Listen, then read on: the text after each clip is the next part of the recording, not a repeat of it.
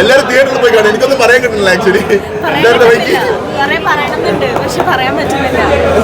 ആദ്യമായിട്ട് ഓഡിയൻസിന്റെ റെസ്പോൺസ് കണ്ടപ്പോഴാണ് ശരിക്കും ഇമോഷണൽ ആയത്. സിനിമ സജക്ക ഇവരെല്ലാവരും മുന്നിൽ ഞാൻ താങ്ക്സ് പറയണം.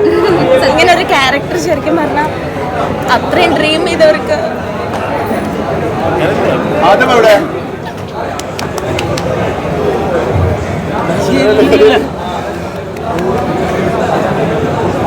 എല്ലാരും തിയേറ്ററിൽ പോയി പടം കാണാൻ അതിപ്പോ കഴിയുന്നു.